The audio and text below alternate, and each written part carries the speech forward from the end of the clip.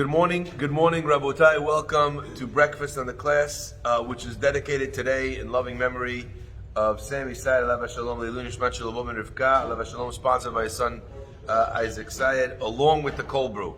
Someone asked me, who's this guy who always donates cold brew? Is he addicted to coffee? I said yes, but look, the fact that you're addicted doesn't mean you have to donate it for everybody else. So that just comes to show you that not only is he addicted to coffee, he's addicted to chesed.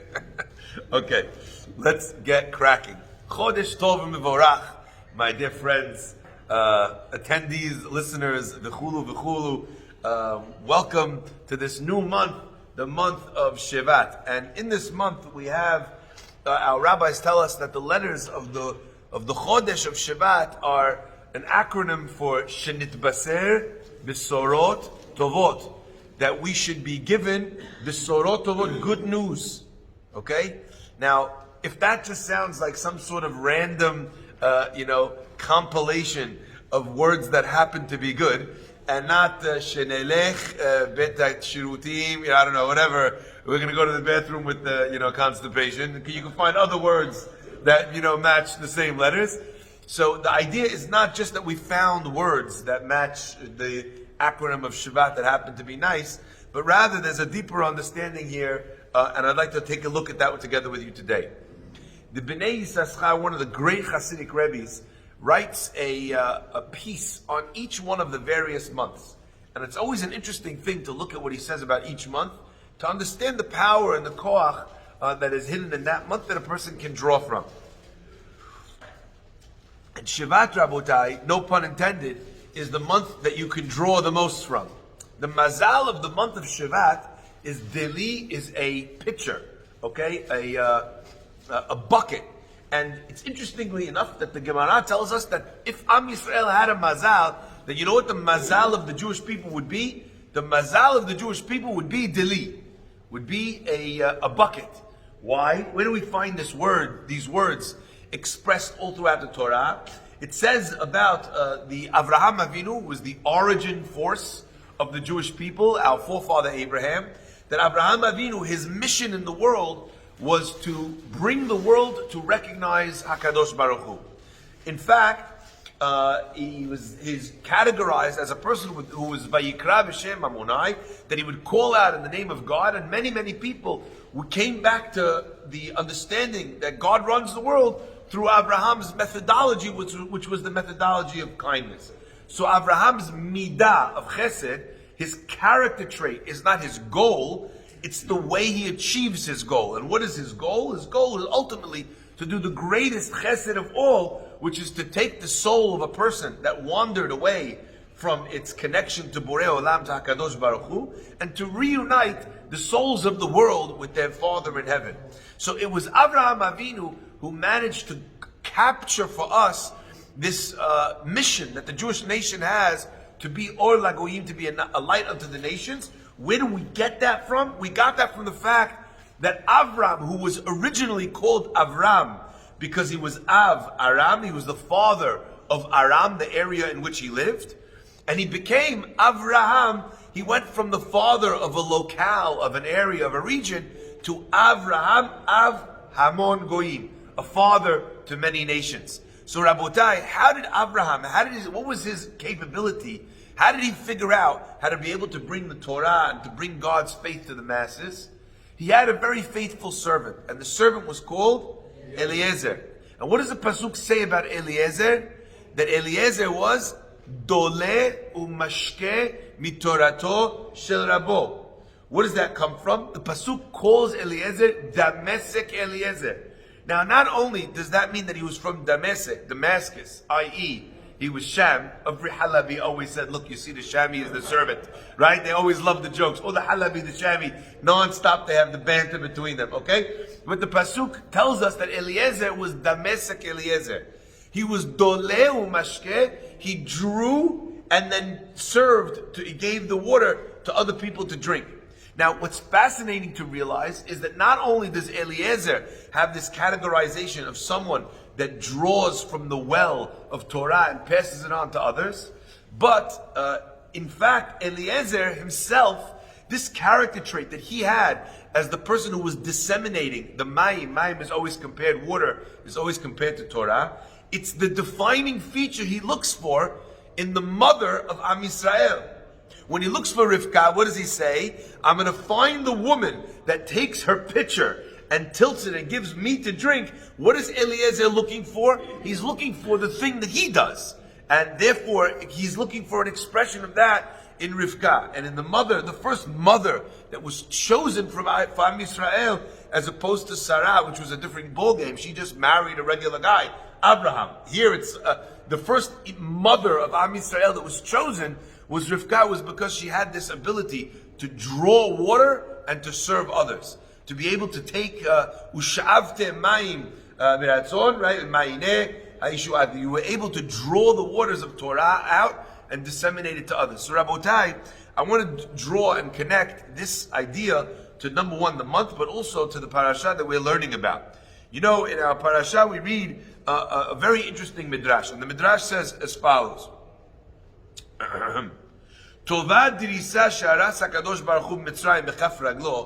Greater is the makah that God did bekaf raglo, with his, so to speak, with his foot. Kaviyachol b'makat bechorot, the makah of makat bechorot, the death of the firstborn, was a greater makah, right? Than shneimar v'avarti be'eretz Mitzrayim.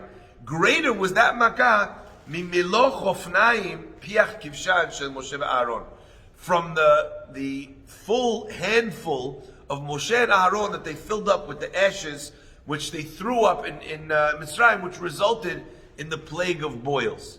So everyone asks the obvious question: how do you compare the two?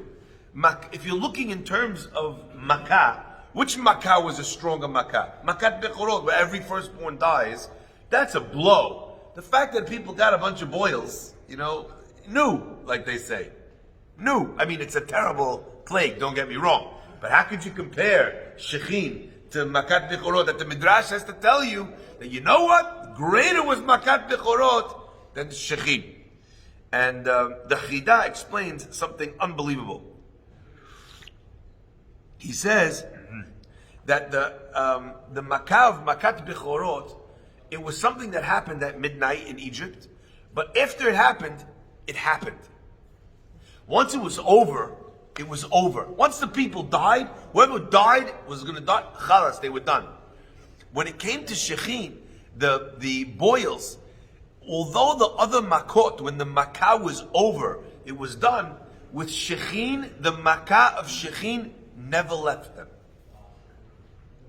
So the boils that they had wasn't just for the time, the period of the week of the makah, but it didn't go away. The makah was over, you had after Shechin, they got ready for Barad. I kept thinking to myself when I read this Chidah, Hazit, these people, they have giant boils, and what's the next thing you do? You make stones fall down. Hada's getting his boils popped by hailstones from the sky. If ever there was a people that was getting, the brunt of their punishment, done to them for the mistakes, it's got to be the Misrim. Rabotai, the Chidah says, he says such a beautiful idea in psychology. He says, it's a fascinating thing. Human beings are very interesting.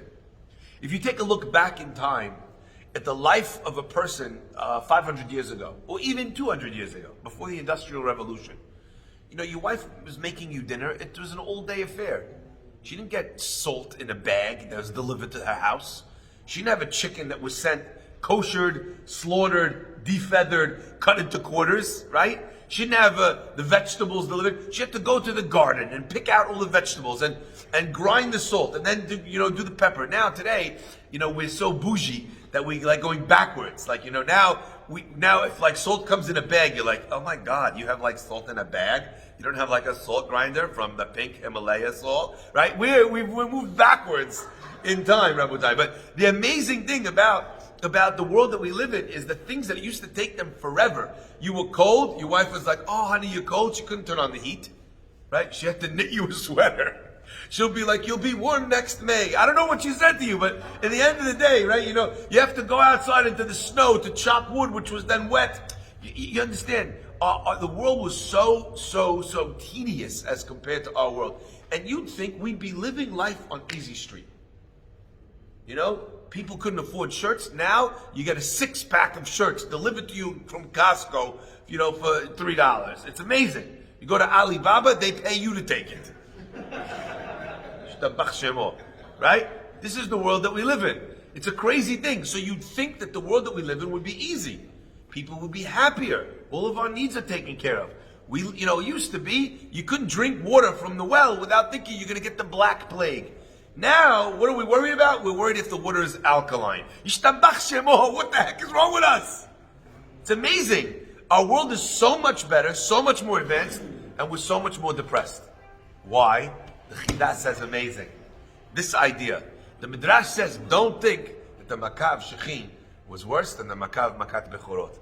Because you know what? If you're a Jewish guy, you're sitting there, you're looking at this fella who's been beating you up, who's been making you work, and you're thinking to yourself, Baruch Hashem. I'm seeing, you see the guy in the street, you're like, your boils are developing nicely. I think there's some pus on your forehead, They were enjoying the fact that the people who tortured them were being punished. But the Midrash says, Rohi, it's true you're happy that this person is suffering for a longer time. It's true that you're happy about the Makkah, that this guy is getting what's coming to him. But the Makkah of Makat Bechorot resulted in you walking free. It resulted in you having your chirut. How could it be that this is human nature? That sometimes, rather than me get what I need, I'd rather see you get paid back. I'd rather see revenge than me get what I need. People would rather see someone suffer than them get the things that they need in order to move forward and actually have closure, have peace. I want to see the guy beg. I want to see the guy grovel. I want to see him lose something. I was telling you the other day, telling them a story the other day about a guy who comes to the rabbi. It's not enough that the guy, it's not enough that the man gets a blessing from Parnassah for the rabbi. He says, Rabbi, I want you to curse my competitor. You're going to work because you want money. What do you care if he makes money too? The guy opened up, he opened up the street across the street from me. He's got it. Where does that come from? Rabotai, our world is not happy. You know why? Because once upon a time, we were so busy taking care of our most basic needs that we didn't have time to look at whatever anybody else had. Today, all of our time is spent running after what other people have. I heard something today which is incredibly ironic. On the way to shul, I read a news headline. I haven't even read the whole article. I'm totally judging not just a book by its cover, but an article by its headline. The article says, Moderna chief says, we will have to live with coronavirus forever. I think this guy needs to be shot. You don't come out with that news in the morning. Come on, it's Rosh Chodesh. This is what I need to hear, that we're going to live with coronavirus forever. I think Moderna is so happy with their stock prices. They're thinking this is the biggest beraka ever. He didn't even mean it in a bad way. He was like, we're going to have corona forever. Okay? He was thinking about his own, but Rabotai, we're all going crazy. And I was thinking to myself, how can it be on Rosh Chodesh of the month of Nitbaseh B'sorot Tovot that we get good news? That's the news that we get, that Moderna is going to last forever. That corona is going to last forever. Freudian slip. Right? How could that be? Forget about it. Buy signal. Right? What's going on, Rabotai? Yeah, how could it be? So I think there's another bit of news that I read in the next instant as I'm scrolling past this article. I don't even want to read it. Right? Another article. Cuomo says that we cannot keep our businesses closed. Even if even if the virus is here, even if there's corona, we must figure out a way to open up the theaters. New York is not New York without Broadway. Are you thinking, are you late to this party, man? People have been saying this for so long. Now you're waking up to this reality. And I was thinking to myself, on the one hand, you have an article that says that coronavirus is going to be here forever. But on the other hand, you have a realization of the people that broke this city, recognizing that whether or not there is a virus, you cannot keep stores closed. You cannot have Costco and Walmart and all these mega stores open because they're essential businesses, right? And then close every single mom and pop shop. You know what I saw? Someone suggested that we should close Walmart, Costco for 6 months and only have the mom and pop shops open, and they'll make back in 6 months all the money that they had, that they need to make for the next God knows how many years. Okay? Rabotai, what struck me is that the Besorot Tovot, sometimes it doesn't look the way you expected it to look. Sometimes the Besorot Tovot, the good news that you were waiting for, doesn't look like you expected it to look. But if you're looking at what actually benefits you, if you're trying to find what actually gives you what you need, you're able to be dole, to drag, to draw the water out, and find something which is so beneficial deep down in the midst of the earth. This idea of Shevat, Rabotai, is mirrored also in the holiday that we get in this month. The same energy of the ability to dig so deep down in a place that you could not believe something good exists, and to draw that goodness up. That is what a well is. That's also the process that we experience in Tu B'Shvat. When you're looking at a tree that has no leaves, that's frozen solid, and our rabbis tell us, when the tree is growing, when we make the beracha on the trees, when we have, a celebration of their fruit, right now, because down there, in the bottom of the tree, in a place you can't even see, the sap of the tree is rising, and the life of the tree is coming back. That is this month, the ability to reach down into an abyss and draw something beautiful from that place. So Rabotai, we should all merit this ability to never be thinking about and focusing on negative things or negative things in other people or looking at everybody else. The entire race that humanity is in today, by and large, Rabotai, at least in Western countries, is not a race to be able to feed their family. It's not a race to be able to have a healthy life. It's a race to be able to have this label in their clothes instead of that label. It's a race to be able to have this car instead of that car. And even the poorest families, Rabotai, the poorest families, they're telling you, what's it called? Rabbi, it's so difficult. I can't buy my kid the same thing as the other kids. And Rabotai, I'm not making light of that. That is a thing. It is a problem. But compare that to what a poor person was years ago. Baruch Hashem, we live in the most beautiful time ever. We need to focus, to dig deep, to draw something beautiful from every difficult situation. And that's Shenishma v'nitbaser b'sorot tovot. I always love that double lashon. Shenishma means we should hear, and nitbaser means someone should tell us good news. What's the difference between hearing good news and someone telling you good news? In order to hear good news, someone has to tell you good news, right? You know what I said to myself? You know why the expression in Yahadut is Shenishma v'nitbaser b'sorot tovot? Because sometimes in order to hear that news is good, you need to listen twice. You don't just read the headline. Shenishma v'nitbaser. We are now learning that this thing, this virus that's here, it may be here to stay. But who's telling you that announcement? A guy who invented a vaccine that is 95% effective. Baruch Hashem. You're hearing it on the same day where you're recognizing that the leaders understand that just because we have this virus doesn't mean that life ends. We still can stay open. That is the power, Rabotai, of this month. And our rabbis communicate to us this idea from the end of the parasha. The parasha ends by saying in the Makkah of Barad that when everything was being pummeled, when things were being hit by literally hailstones from the sky, the pasuk says, "Ve'achita ve'akusemet lo nuku." The chita and the kusemet, the spelt and the wheat, lo nuku. They didn't get hit. Lo nuku. Why?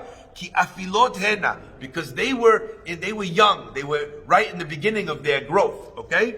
However, the other fruits and the other vegetables,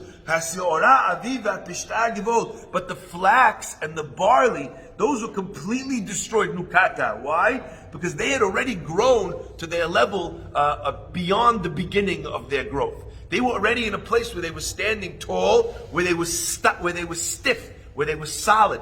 They had already grown to maturity. So once they were standing, when the barad fell on it, it broke. If you have something soft and you hit it, what happens?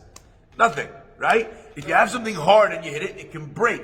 You punch a glass vase, it breaks. You punch a rubber vase, it bounces. If you can give, if you can bend, if you can bow, if you can have the humility, Rabotai, then the worst news in the world is incapable of destroying you.